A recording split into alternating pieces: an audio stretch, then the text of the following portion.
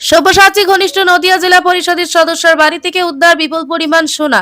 সব্যসাচী দত্ত ঘনিষ্ঠ নদিয়া তৃণমূল নেত্রী তথা নদিয়া জেলা পরিষদের সদস্য বেনা ভৌমিক সাহার বাড়ি থেকে উদ্ধার হলো বিপুল পরিমাণ সোনা। সোমবার রাতে নদিয়া তেহট্টে নজরপুরের বাড়ি থেকে প্রায় 3 কেজির উপরে সোনা উদ্ধার হয় বলে সূত্র মারফত জানা যায়।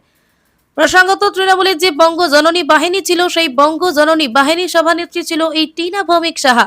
গত লোকসভা নির্বাচনের আগে নদিয়ার পর্যবেক্ষকের দায়িত্ব দেওয়া হয়েছিল সব্যসাচী দত্তকে। সব্যসাচীকে জিজ্ঞাসাবাদেই সম্ভবত উঠে আসে এই টিনার নাম। আর সেই মতো সোমবার রাতে বিধাননগর থানার পুলিশ থানা টিনার বাড়িতে হানা দেয়। হানা দিতেই মিলে প্রচুর পরিমাণে সোনা। পাশাপাশি টিনার বাবার বাড়িতে তল্লাশি চালায় বিধাননগর থানার পুলিশ।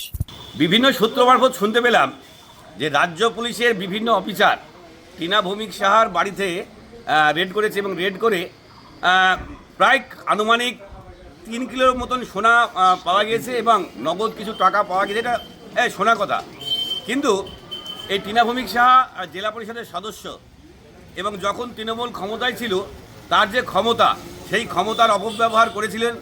এবং যে আমরা যখন সব্যসাচী দত্তকে তার বাড়িতে যখন ধরে তখন রাজ্য পুলিশের বিভিন্ন অফিসাররা বহু পরিমাণে সোনা পেয়েছিল, কিন্তু সেই বিধাননগরের অফিসাররাই কিন্তু আজ টিনা ভৌমিক সাহার বাড়িতে আসলেন যে এসে যে সোনা পেলেন।